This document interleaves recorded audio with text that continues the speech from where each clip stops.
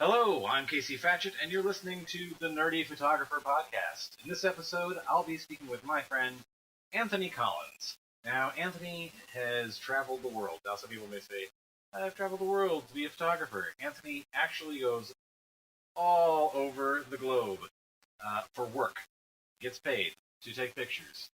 And I'm going to sit down and talk with him about what that means as a photographer. I know a lot of people out there who are interested in finding out what that means business-wise, equipment-wise. We're going to get into all of that after this short break. Hey, does your web host really suck? I mean, does it crash all the time? Is your site getting hacked? I had that same experience for many years. My old web host, my site would go down, it seems like once a week. There were always these brute force attacks that would slow it down, and they kept telling me that it was my problem to deal with. That's why I moved over to SiteGround. SiteGround is fast and inexpensive. You can get WordPress hosting for just $3.99 a month. Yep, $3.99 a month. That's pretty cheap. So head over to nerdyphotographer.com/recommends/SiteGround. That's nerdyphotographer.com/SiteGround.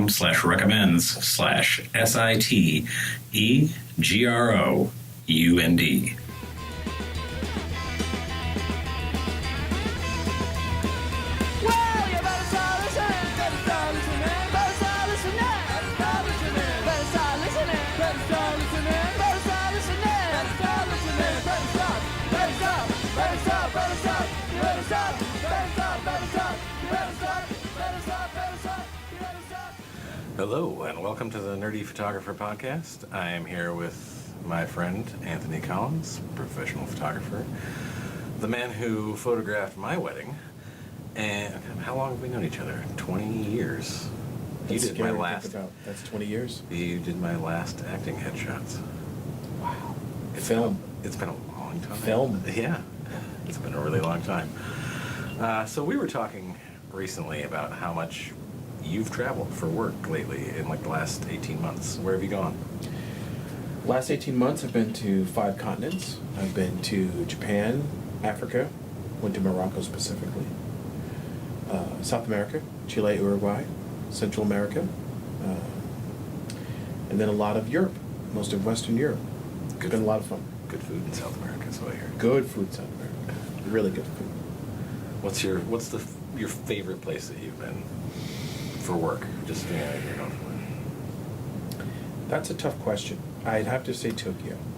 Tokyo is, Japan in general is so different than everything we have here. And How so? Character languages. And it's not Latin-based vocabulary. So it's just very different. It was great to get on a train and go wherever you wanted to go. And everybody looked the same. They were all Japanese. It wasn't like riding the A train in New York. And then when I was done working, I got to go to Kyoto and ride the bullet train and see shrines and just experience a culture that's entirely different than ours. And I was just thinking about that. Like, when you're traveling for work, and do you get often a lot of time to do your own stuff, like while you're on these, or does it depend on the gig and like how much time you might have to do something that's not work related? It really depends on what I have coming up next for work. So when I went to Tokyo, I had the ability to stay a couple of more days. Clients basically pay to get you there and to get you home. And they pay for your hotel while you're working. So when that was done, I switched hotels, and then I wanted to go explore Japan a little bit, so I went to Kyoto and back, and I could have stayed 2 days and I could have stayed 10. Right. So it's like, it's much like when I'm traveling for wedding photography. Like, people pay to get you there, get you back, and for whatever period of time you need to be there for while you're working. But, other than that, it's totally up to you. Yes, what exactly. do you do? That's If you exactly. decide to make it more of a trip out of it, that's your... I was curious about that. So, and this is, you do mostly commercial photography. Mostly now. commercial photography. So, this is something that I was curious about. Are they paying you in advance for the? Are No. they booking the travel? Are they booking the travel? My last few clients have given me the option to do it both ways. They have a travel desk, so the travel desk can book your tickets, or you can book them on your own and bill them back. They're fine with either way. Things that happen in the last minute, you tend to book yourself. My Tokyo trip, I was called at 2:30 in the afternoon to be on a 7:30 flight. Not to be honest, that's not true. I was called at 2:30 in the afternoon to be on a 10:30 flight, but I had to be at the airport at 7:30. Right, because of security and customs. Yeah, and all that et good stuff. cetera. So when it's last minute, you do it yourself, and there are no problems. There's no issues with billing you back. You give them a receipt, a simple email confirmation. They bill you back. They've cut you a check. It's no big deal. But no, you do not. I do not get prepaid. Some photographers travel gets- for travel. Some photographers ask for deposits. Some photographers ask for a partial payment. My clients that I trust are big Fortune 500 clients. I'm not worried about getting paid. I'm just curious. You know what happens? Sometimes it's a lot of money. Tokyo was a $2,500 ticket because I bought it 5 hours before I went to Tokyo. Yeah, well, I mean, in last minute flights, man, it's just like even just going regularly and planning it out beforehand would be expensive, but It's a different world now than it was 10 years and back. 10 years and back, a last minute flight like that would have cost you thousands of dollars. But with the competition from Kayak and other online retailers, the tickets last minute aren't that expensive. So you're traveling for these trips. You're working. Like, are you taking gear with you? Like, what are you taking with you, or does it depend on what kind of gig it is? Are you renting stuff when you get there? How do you handle the gear issue? Because that's, as far as traveling goes, that is like my first thing that pops into my head is gear. Most of these events are corporate conferences, corporate meetings, corporate launches, flotations, IPOs, things like that. So most of the gear I can carry with me, and anything that I really need comes on board with me. A couple of bodies, several lenses, flash, things like that always come on board with me. Backup batteries, cables, anything that I don't need on board goes in my luggage. I haven't really had a need much internationally to rent studio lighting, C-stands, soft boxes, umbrella boxes, that kind of stuff. Domestically, when I travel, most of that stuff you can rent. I've rented in Chicago, I've rented in Orlando, I've rented in San Diego. Everybody rents gear. I was just talking to a friend of mine who is doing a workshop in Jamaica, actually, and he was telling me, and this might be something that I don't know if you know about this, but he was saying you can rent and they will ship it to your hotel, even internationally, and Yeah. you can drop it back off. Yes. I think there's one called Borrow Lens. There's a lens rental. Yes, they will ship it. Depends on what you need. Jamaica isn't as Exotic as well, it's not as as Asia. exotic, but Jamaica has some studios down there that do photography, that do video production. They've got a music industry. If you check it out, you can find a couple of C-stands, some sandbags, some soft boxes, and some flats. Somebody down there rents some. Yeah. You just got to get on the web and do some clicking. You'll find what you need. So, you mentioned putting batteries in your luggage. Obviously not lithium-ion batteries, which are no longer allowed in luggage. Have you ever had issues with customs or security trying to get through TSA or anything like that? I've been very fortunate. I am not TSA pre-checked, although everyone, including my wife, tells me I need to be.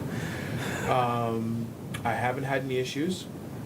I expect that the worst is they're going to make me open my camera bag and go through everything.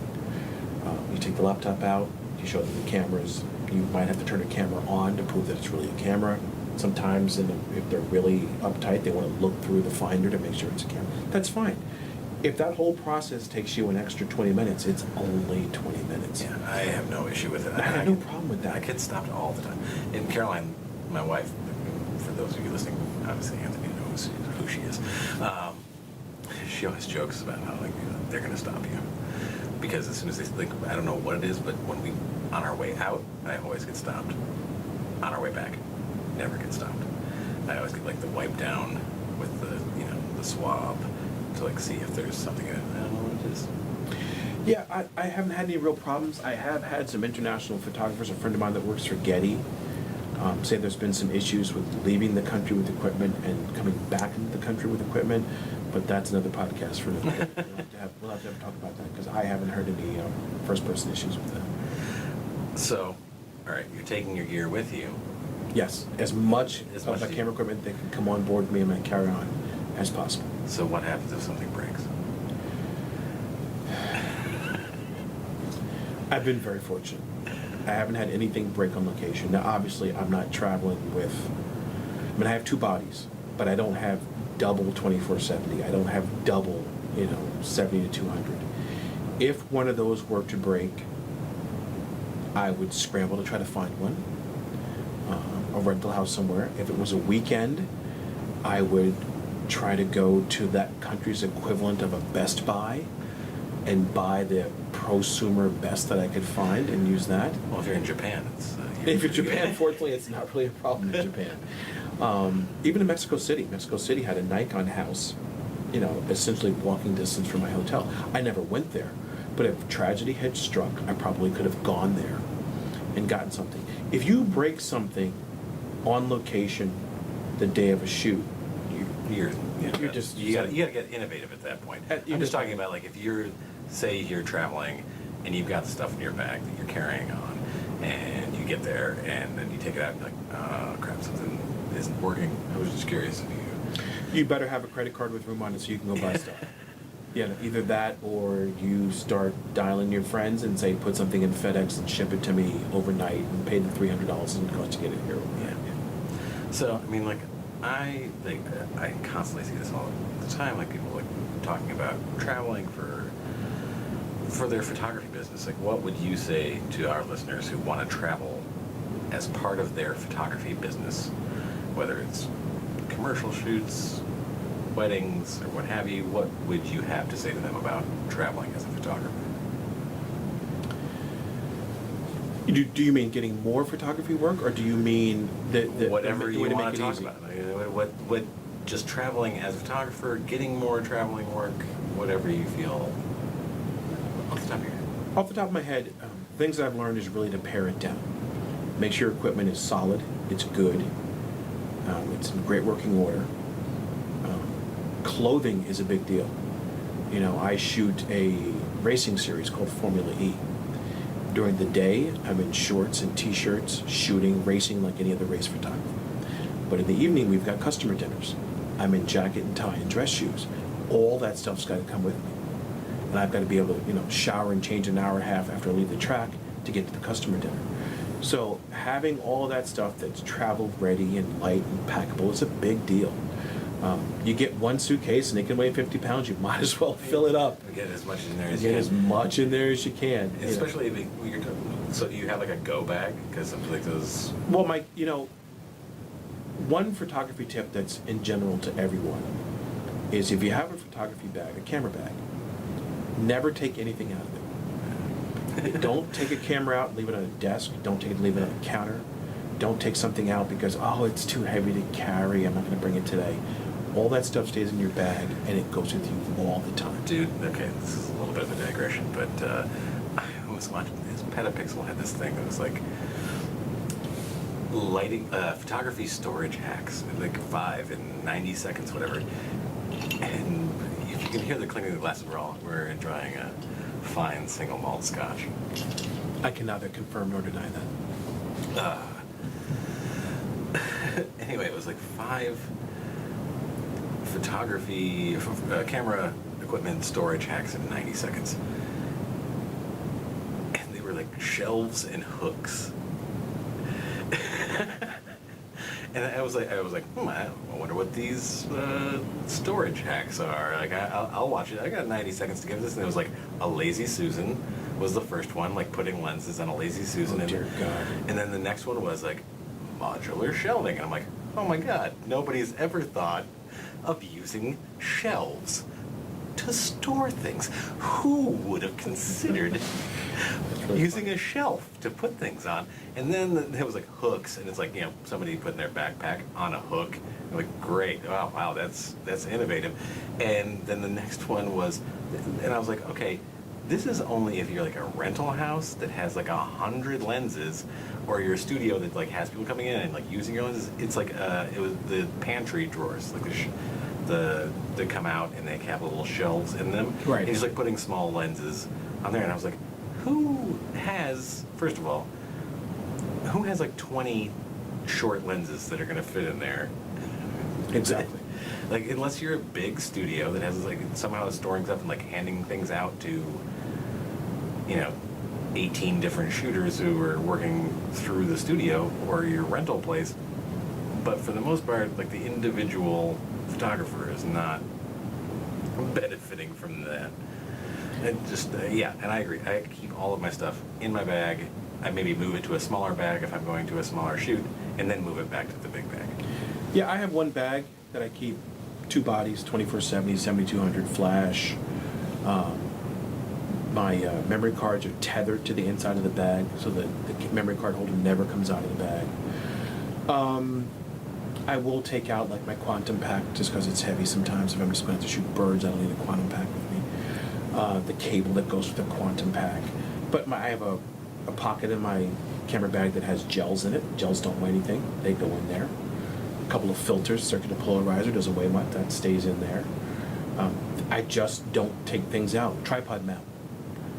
You Never. could ruin a shoot by not having Not a tripod having mount. it. Yeah. Leave it. Doesn't weigh that much. Leave it in the bag. Who cares if the bag is heavy? It's you know, things are heavy. That's what you do. One quick- the camera one quick- equipment isn't that super. Exactly. One thing that I am reminded of for traveling, and particularly international traveling, Apple makes a kit, a little box you can buy that has all the international adapters that go on that little square charger box for your I have laptop. And it's 27 euros. It's got one for every country. I took it out of that box and put it in a little like Chivas Regal bag, and they go in my camera bag wherever I travel. And the example of why that happens is I flew Norwegian Air. Norway being in Europe, Yeah. uses European chargers. But their planes, they must have sourced from British Air or something. They have the English charger between the seats. So you needed both of those if you wanted to get any work done on the plane. You needed the English heads for the flight, but you needed the European heads when you got to Europe. That little bag weighs nothing. It's probably 6 ounces of heads, and will save your life in an airport, in a hotel room. I've got one that is like it's in my Dov kit. Yeah. Just Yeah. like I know that I'm going to need it at some point. It's whenever you think you don't need it is when you don't need it. Exactly. Absolutely. So, any final thoughts about traveling? Make sure there's an iPhone photo of your passport on your phone in case you lose your passport. Smile a lot. Be very nice to people. Do not be in a rush. Do not give people attitude. The last people you want to make really angry are TSA people. Because if they put something in your file, it could ruin your life. And I know someone that's happened to, and we can talk about that off the podcast, who was just belligerent, and his life is miserable from now on. Have all your stuff ready, charged, cards formatted, laptop with lots of space, couple of extra SSD drives. I use SanDisk 500 gigabyte SSD drives. If you have the money, buy the terabytes. You will run out of memory on location. You can never have enough memory. You can never have enough back. To me, if you have redundant backup hard drives, that's plenty.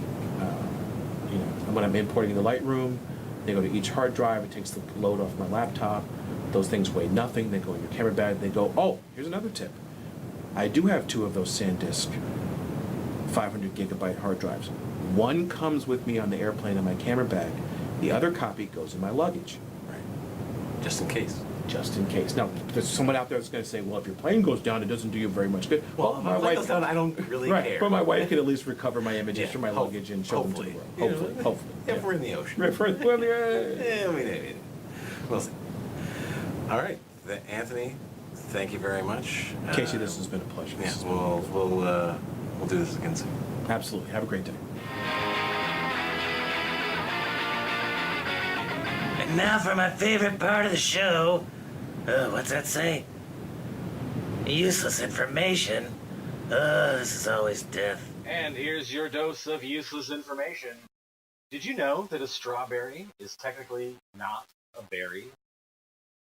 But a banana is.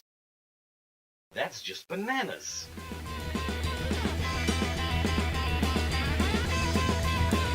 Well, you better start listening, better start listening, better start listening, better start listening, better start listening, better start listening, better start listening, better start listening, better stop, better stop, better stop, better stop, better stop, better stop, better stop, better stop, better stop, better stop. I'd like to thank my friend Anthony Collins for being with me in the studio, as it were, to discuss traveling for photography. We'll have Anthony back for episodes in the future. And I'd like to thank you for listening. Please support the Nerdy Photographer podcast on Patreon, patreon.com/nerdyphotographer. Like us on Facebook, facebook.com/nerdyphotographer. And on Instagram, Twitter, @TheNerdyPhoto. Please leave comments. Tell us what you want to hear. What do you want to talk about? Happy to tackle those topics. Also, if there's somebody you'd like to hear me interview, leave that in the comments as well. And please subscribe to the podcast. Again, please subscribe. Until next time, talk nerdy to me.